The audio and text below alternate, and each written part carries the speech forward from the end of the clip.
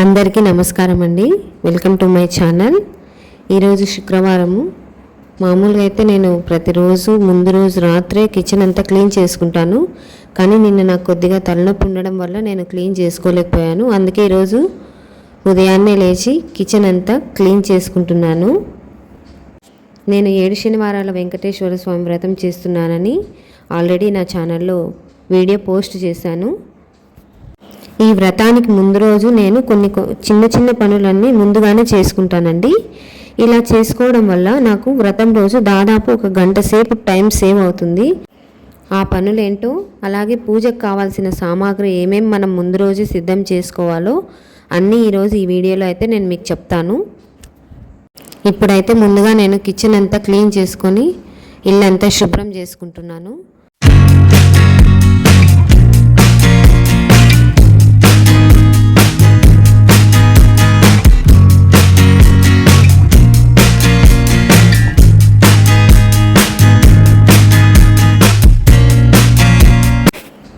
తర్వాత పాలైతే కాచి మా బాబుకి హార్లిక్స్ కలిపి పక్కన పెట్టాను. వాడు ఇంకా నిద్ర లేవలేదు.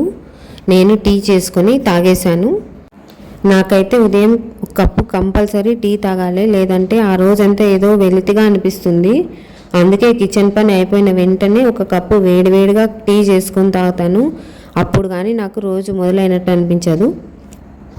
ఇంకా పనులన్నీ పూర్తి చేసుకొని వంట చేసుకొని నేనైతే రెడీ అయ్యి ఆఫీస్కి అయితే వెళ్ళిపోయాను. ఆఫీస్ నుంచి వస్తూ నేను పూజకు కావాల్సిన పూలు, పండ్లు, టెంకాయలు, తమలపాకులు, ఒక్కలు, నువ్వులు, బియ్యపిండి ఇంకా అవసరమైన పూజా సామాగ్రిని కొనుక్కొని ఇంటికి వస్తాను. ఇంటికి వచ్చిన తర్వాత ఫ్రెష్ అయ్యి టీ తాగి కొద్దిసేపు రిలాక్స్ అవుతాను. అయిన తర్వాత నేను స్నానం చేసి మరుసటి రోజు వ్రతానికి అవసరమైన పనులన్నీ ఒక్కొక్కటిగా పూర్తి చేసుకుంటాను.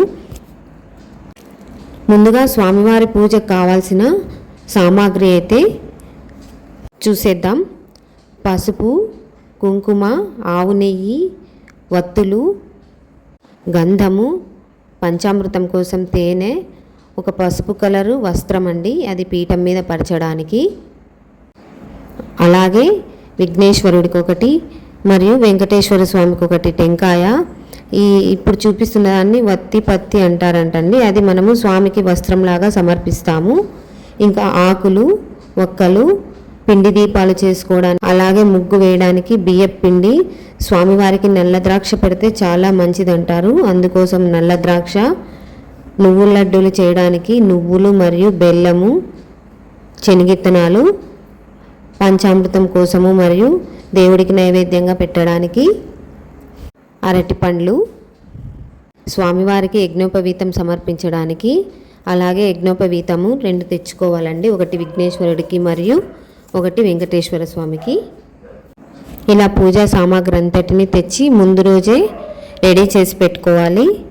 మొదటగా స్వామివారి పీఠాన్ని శుభ్రంగా కడిగి తుడిచి ఆరబెట్టి రెడీగా పెట్టుకుంటానండి.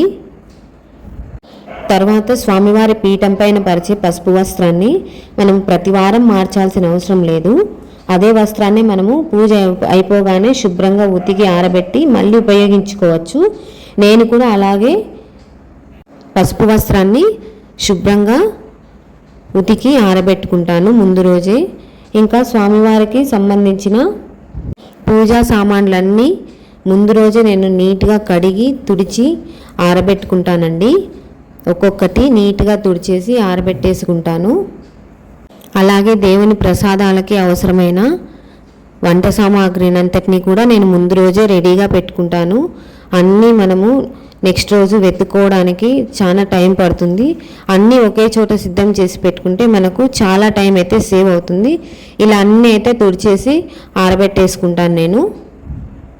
అలాగే స్వామివారికి నైవేద్యం పెట్టాల్సిన వంట సామాగ్రిని కూడా ముందు రోజే కడిగేసి శుభ్రంగా తుడిచి పెడతాను. అలాగే దీపారాధన కోసము మనము ఒక్క ఒత్తితో దీపారాధన చేయకూడదని పెద్దలు చెప్తుంటారు. కాబట్టి నేనేం చేస్తానంటే 2 ఒత్తులను కలిపి ఒకే ఒత్తిగా ముందుగానే తయారు చేసి పెట్టుకుంటాను. మనం స్వామివారి దీపారాధనకు కావాల్సిన ఒత్తులు, అలాగే మనము పెట్టే పిండి దీపాలలో కావాల్సిన ఒత్తులు, ఇవన్నీ నేను ముందు రోజే రెడీ చేసి పెట్టుకుంటాను. ఈ పనులన్నీ నేను చేయడం వల్ల నాకు దాదాపుగా ఒక గంట సేపు అయితే టైం అయితే సేవ్ అవుతుందండి. అలాగే తర్వాత నేను ఉదయం 3 గంటలకే నిద్ర లేచి వ్రతానికి సంబంధించిన మిగిలిన పనులన్నీ పూర్తి చేసుకుంటాను.